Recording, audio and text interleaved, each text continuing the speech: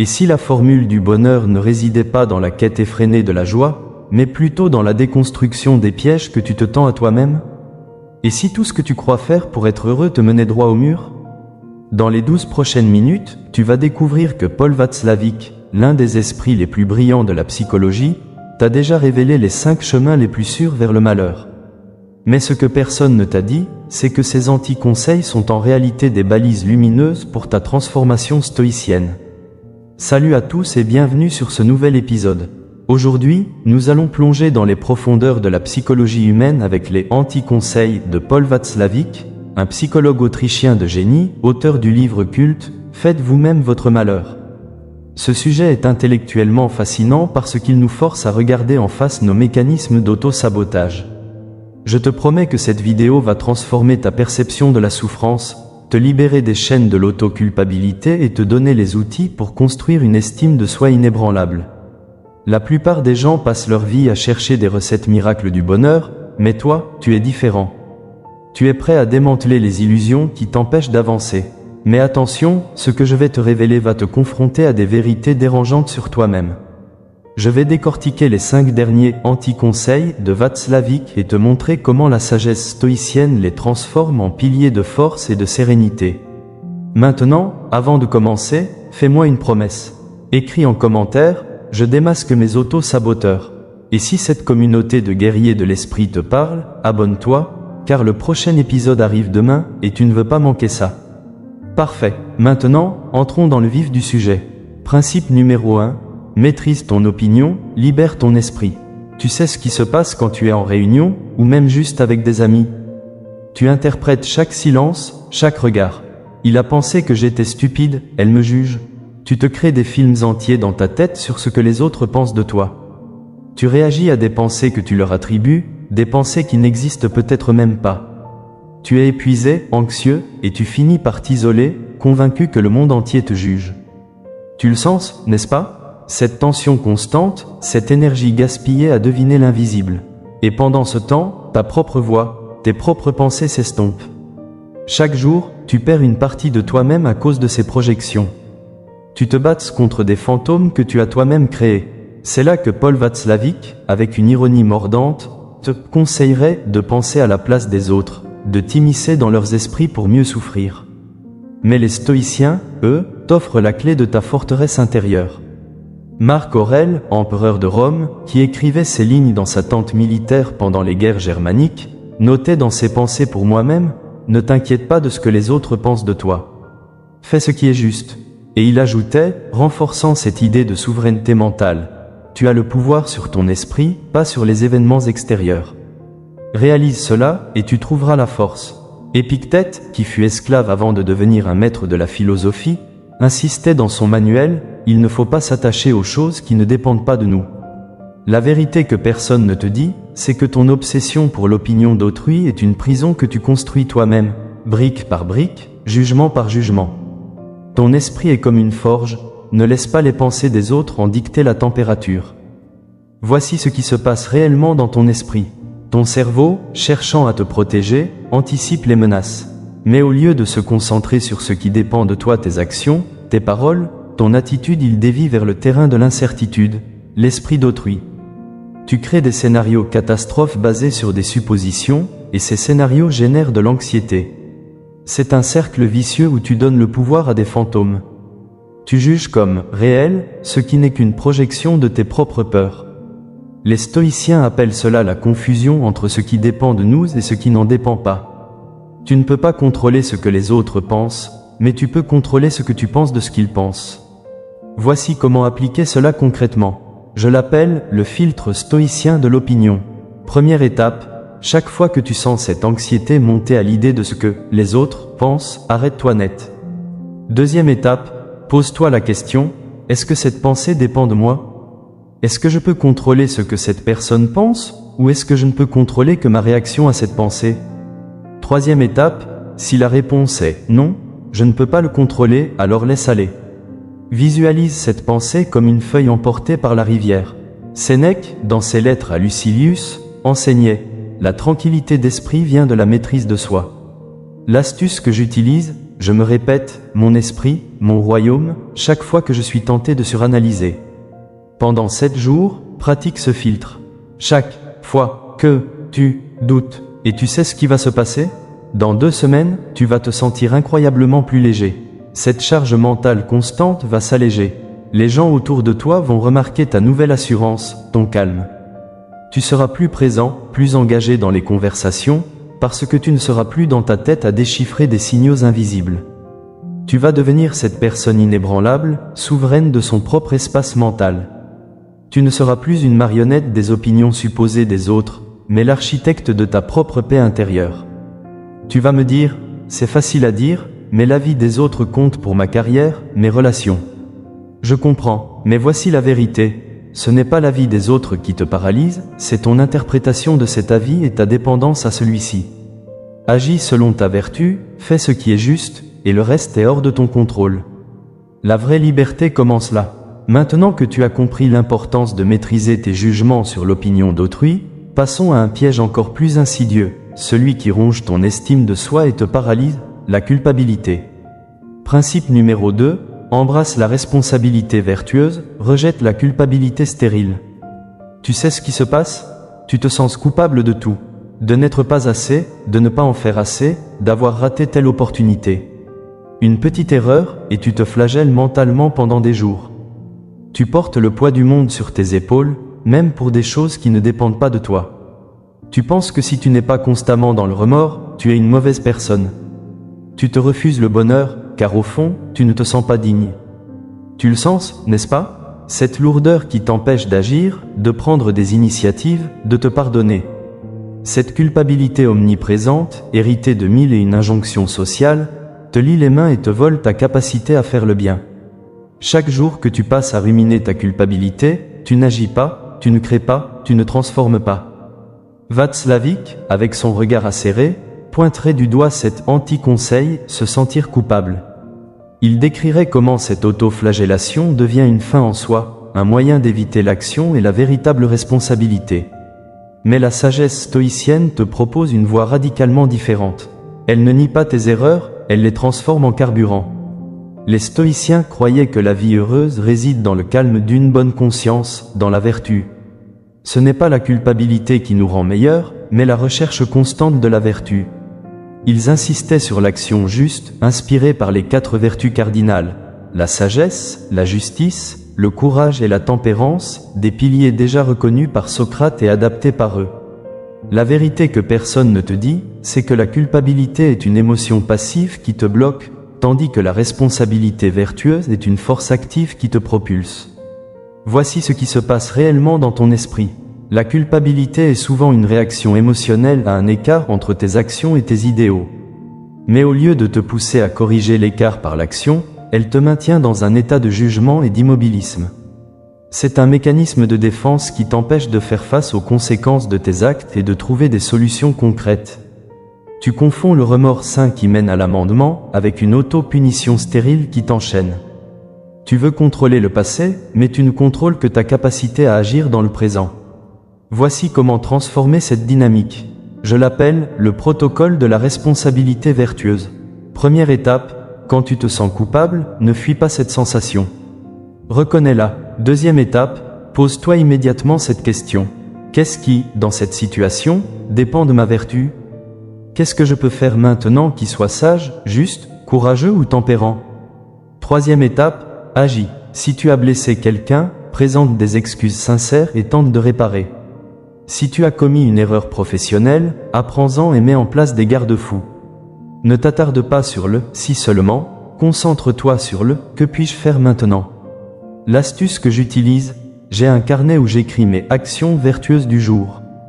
Chaque soir, je liste une action que j'ai menée en accord avec une vertu. Pendant 7 jours, remplace la culpabilité par l'action vertueuse. Et tu sais ce qui va se passer? Dans quelques semaines, tu vas commencer à te sentir en paix avec toi-même. Non pas parce que tu seras parfait, mais parce que tu sauras que tu agis en accord avec tes valeurs les plus profondes. Cette bonne conscience dont parlaient les stoïciens, tu vas la sentir. Tu ne seras plus paralysé par le passé, mais animé par la volonté d'agir bien dans le présent. Les gens vont te percevoir comme quelqu'un d'intègre, capable de reconnaître ses erreurs et de les corriger avec force et dignité. Tu vas devenir cette personne qui ne se cache pas derrière ses fautes, mais les utilise comme tremplin pour grandir. Tu vas me dire, mais certaines erreurs sont impardonnables. Je comprends cette douleur, mais voici la vérité. L'impardonnable n'est pas ce que tu as fait, c'est de rester bloqué dans l'inaction et l'autoflagellation. Les stoïciens savaient que le seul moyen de se libérer d'un passé douloureux est d'embrasser pleinement le présent par l'action vertueuse. Tu ne peux pas changer ce qui a été, mais tu peux changer qui tu es maintenant et qui tu seras demain. Mais attention, tout cela ne fonctionne que si tu maîtrises aussi le piège suivant, celui qui ronge ta perception de toi-même et te rend dépendant du regard des autres. Principe numéro 3, construis ton estime de soi intrinsèque, rejette le doute paralysant. Tu sais ce qui se passe ? Tu cherches constamment la validation, un like sur les réseaux, un compliment de ton patron, un signe d'approbation de tes proches. Si tu ne l'obtiens pas, tu doutes. Tu te sens nul, insuffisant. Tu te compares sans cesse aux autres et tu trouves toujours que tu es en dessous. Tu as l'impression de devoir prouver ta valeur en permanence et cela t'épuise. Tu te sens incapable d'aimer réellement ceux qui t'aiment parce que tu te dis qu'ils ne te connaissent pas vraiment, que si c'était le cas, ils te rejetteraient. Tu le sens, n'est-ce pas ? Ce vide, cette insécurité constante qui te pousse à l'auto-rejet et à la formation de relations déséquilibrées où tu te sens toujours redevable.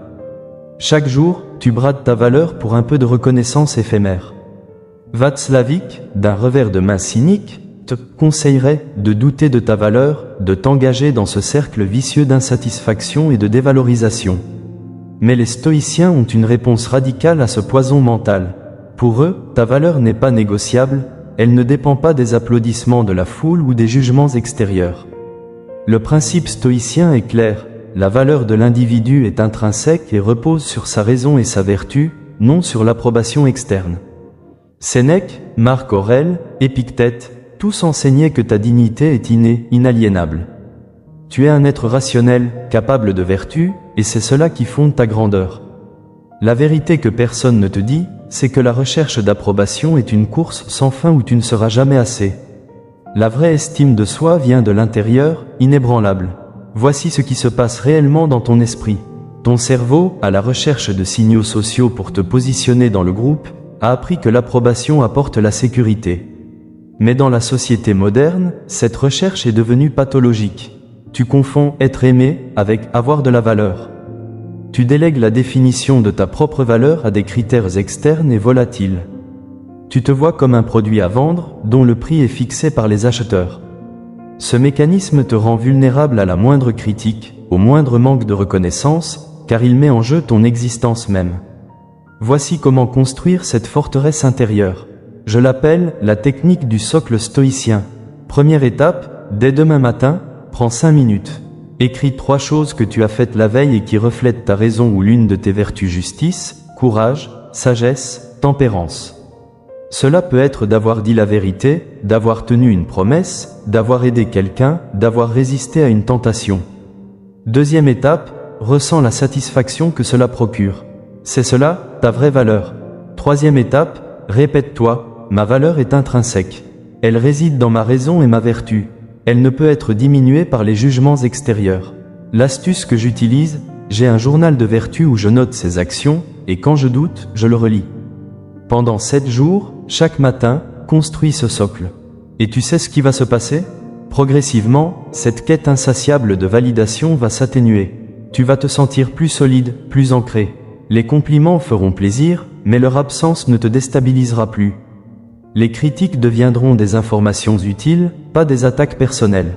Les gens vont ressentir cette nouvelle assurance, cette dignité tranquille. Tu vas te respecter, et les autres te respecteront en retour, non pas pour ce que tu leur apportes, mais pour qui tu es. Tu vas devenir cette personne dont la valeur rayonne de l'intérieur, sans avoir besoin de l'approbation d'autrui. Tu vas me dire, mais c'est de l'arrogance de ne pas se soucier de l'avis des autres. Je comprends cette peur, mais voici la vérité. Ce n'est pas de l'arrogance, c'est de la souveraineté. L'arrogance cherche à s'élever au-dessus des autres. La souveraineté stoïcienne s'occupe de s'élever au-dessus de ses propres faiblesses. Tu restes humble face à la tâche d'être vertueux, mais inébranlable dans la conviction de ta propre valeur. Et c'est là que le principe suivant devient crucial, car l'estime de soi intrinsèque te permet de rejeter les faux masques et de vivre pleinement qui tu es. Principe numéro 4, cultive l'authenticité rationnelle, brise les rôles aliénants. Tu sais ce qui se passe? Au bureau, tu es le boss sérieux. Avec tes amis, tu es le rigolo de service. En famille, tu es le médiateur patient. Tu t'es enfermé dans des rôles, souvent sans t'en rendre compte. Tu te sens obligé de jouer un personnage pour correspondre aux attentes des autres, ou pour maintenir une certaine dynamique relationnelle, quitte à ce qu'elle soit malsaine. Tu te sens piégé, et cela crée de la frustration, du ressentiment. Tu as l'impression de ne jamais pouvoir être toi-même, de devoir porter un masque différent pour chaque situation. Tu le sens, n'est-ce pas? Cette fatigue de devoir toujours jouer un rôle, cette sensation que tu perds ton identité, que tu n'es plus qu'une somme de personnages. Chaque jour que tu passes à jouer un rôle, tu t'éloignes de ta vraie nature, tu construis des relations fondées sur des illusions. Václavic, avec sa perspicacité habituelle, t'inviterait à jouer ton rôle à la perfection, à t'enfermer dans cette collusion sociale et ces dépendances mutuelles malsaines. Mais les stoïciens te rappellent que la vraie liberté réside dans l'alignement avec ton être profond. Pour eux, vivre en accord avec sa propre nature rationnelle et la nature universelle exige authenticité et cohérence, plutôt que d'adopter des rôles aliénants. Épictète et Marc Aurèle, dans leurs enseignements sur « vivre selon la nature », ne parlaient pas de suivre ses instincts primaires, mais de suivre la raison qui est notre essence la plus élevée. La vérité que personne ne te dit, c'est que le rôle que tu joues est une cage dorée qui t'empêche de t'envoler. La liberté est d'être soi, sans artifice. Voici ce qui se passe réellement dans ton esprit. Tu as appris que l'adaptation est une clé de la survie sociale. Mais tu as poussé cette adaptation à l'extrême, au point de créer des personnages distincts pour chaque interaction. Ces rôles, initialement protecteurs ou facilitateurs, deviennent des prisons identitaires. Ils te demandent une énergie colossale pour être maintenu et t'empêchent de vivre des relations authentiques, basées sur qui tu es vraiment. Tu crains que si tu enlèves le masque, les autres ne t'aiment plus ou ne te rejettent. Mais en réalité, tu te rejettes toi-même chaque fois que tu joues un rôle qui n'est pas le tien. Voici comment retrouver ton authenticité. Je l'appelle l'exercice du miroir stoïcien. Première étape, identifie un rôle que tu te sens obligé de jouer dans ta vie quotidienne. Est-ce le parfait employé, le parent héroïque, l'ami toujours disponible? Deuxième étape, demande-toi, si je n'avais aucune attente externe, si je ne cherchais aucune approbation, comment agirais-je dans cette situation? Troisième étape, pour la prochaine interaction dans ce contexte, fais un tout petit pas vers cette version authentique. Par exemple, si tu es toujours le rigolo, ose exprimer une pensée sérieuse. Si tu es le médiateur, ose ne pas intervenir. L'astuce que j'utilise, je me demande, est-ce que cette action est conforme à ma raison, à ma vérité, ou est-ce que c'est une réaction à une attente? Pendant 7 jours, chaque fois que tu te sens glisser dans un rôle, pose-toi la question et fais un micro-pas vers l'authenticité. Et tu sais ce qui va se passer? Au début, ce sera inconfortable. Les autres pourraient être surpris. Mais très vite, tu vas ressentir une immense libération. Moins de fatigue, plus de clarté. Tes relations deviendront plus vraies, plus profondes, parce qu'elles seront basées sur qui tu es réellement et non sur un personnage. Les bonnes personnes resteront celles qui apprécient ton authenticité. Tu vas rayonner d'une force tranquille et d'une cohérence qui inspireront les autres. Tu vas devenir cette personne qui ne cherche pas à être quelqu'un d'autre, mais qui est pleinement et sereinement elle-même. Tu vas me dire, mais on est obligé de s'adapter socialement, on ne peut pas toujours être soi-même. Je comprends que la vie exige des compromis, mais voici la vérité, il y a une différence entre s'adapter stratégiquement et se trahir fondamentalement. L'authenticité stoïcienne ne signifie pas être brutal ou impoli, mais être vrai dans ton intention et aligné avec ta nature rationnelle. Tu peux être diplomate sans être faux. Mais attention, tout cela prend une autre dimension quand on aborde le dernier piège, celui qui t'isole et te fait juger le monde sans le comprendre. Principe numéro 5, développe l'empathie et la compréhension universelle, brise l'isolement. Tu sais ce qui se passe? Quelqu'un agit d'une manière que tu ne comprends pas, ou qui te déplaît, et immédiatement, tu juges. C'est stupide, c'est égoïste, il ne pense qu'à lui. Tu t'enfermes dans ta propre perspective, convaincu que ta vision du monde est la seule juste. Tu ne cherches pas à comprendre les motivations des autres, leurs peurs, leur histoire. Cela crée des murs entre toi et le monde, des conflits inutiles, de l'incompréhension, et au final, une solitude profonde. Tu te sens de plus en plus isolé, entouré de gens que tu ne comprends pas et qui ne te comprennent pas. Tu le sens, n'est-ce pas? Cette frustration, cette colère face à la bêtise des autres, cette conviction d'être seul à détenir la vérité. Chaque jour que tu passes à juger sans comprendre, tu construis ta propre prison d'isolement. Václavic, avec un sourire en coin, te conseillerait, ne cherchez pas à comprendre les autres. Il mettrait en lumière cet ethnocentrisme et cet autocentrisme qui mènent au jugement hâtif, au mépris de la différence et à la stagnation intellectuelle et sociale. Mais les stoïciens, eux, t'appellent à une élévation de l'esprit, à une citoyenneté du monde. Le stoïcisme nous fournit des stratégies pour rester calme, compréhensif et compatissant, reconnaissant que les actions des autres proviennent souvent de malentendus ou d'un manque de sagesse. Il nous invite à pratiquer l'empathie en nous mettant à la place des autres, cherchant à comprendre leurs perspectives et les raisons derrière leurs actions avant de porter un jugement. La vérité que personne ne te dit, c'est que la vraie force n'est pas de juger, mais de comprendre, car la compréhension dissout le conflit et forge des ponts. Voici ce qui se passe réellement dans ton esprit. Ton cerveau, par souci d'efficacité, classe et catégorise rapidement. Quand il rencontre l'inconnu ou le dérangeant, il préfère le rejeter ou le juger plutôt que de faire l'effort de le comprendre. Ce raccourci mental est une forme de paresse intellectuelle qui te prive d'une richesse immense, la diversité des expériences humaines.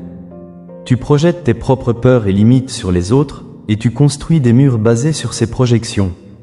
Tu souffres non pas de l'action de l'autre, mais de ton propre jugement précipité sur cette action. Voici comment développer cette sagesse.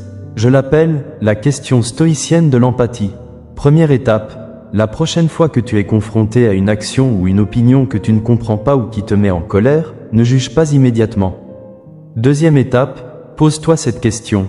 Si j'étais cette personne, avec son histoire, ses peurs, ses informations, quelles pourraient être les raisons valables, même si je ne les partage pas, qui l'auraient poussé à agir ainsi? Troisième étape, cherche au moins une raison possible, même la plus simple ou la plus liée à l'ignorance. L'astuce que j'utilise, je me dis, quelle serait la version charitable de cette action? Cela ne veut pas dire excuser, mais comprendre. Pendant 7 jours, applique cette question avant tout jugement. Et tu sais ce qui va se passer? Tes interactions sociales vont se transformer, moins de conflits, plus de patience. Tu vas développer une capacité à voir au-delà des apparences, à percevoir l'humanité derrière chaque action, même celles qui te déplaisent. Les gens vont se sentir entendus, compris, et tu vas attirer à toi des relations plus profondes et plus authentiques.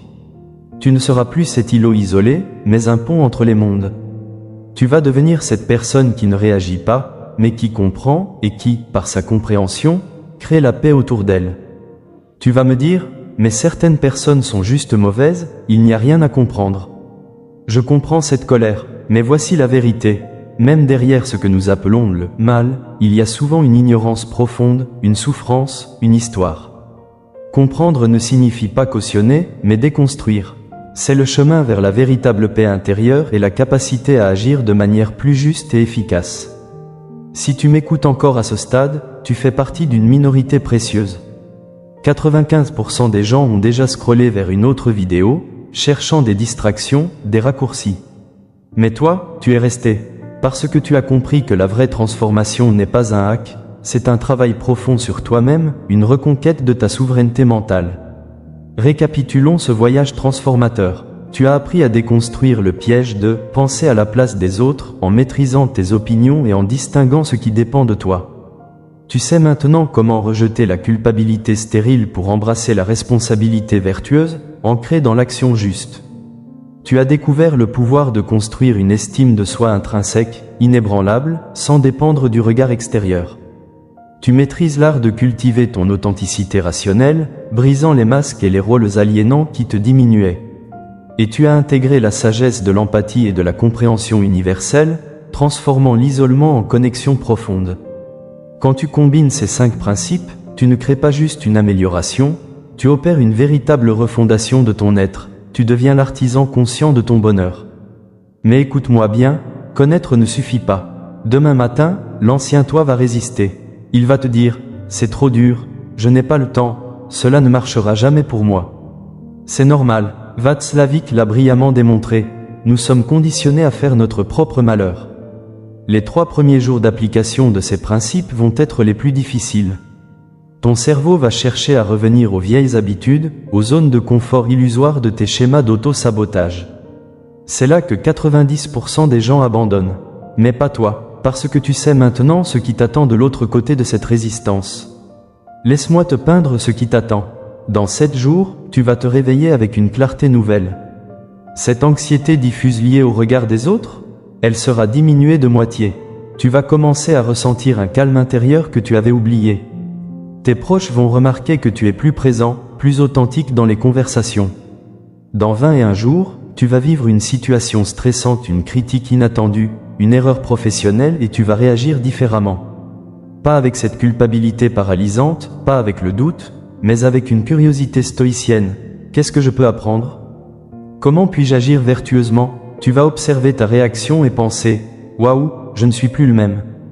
Les gens vont te demander « Qu'est-ce qui a changé chez toi ?»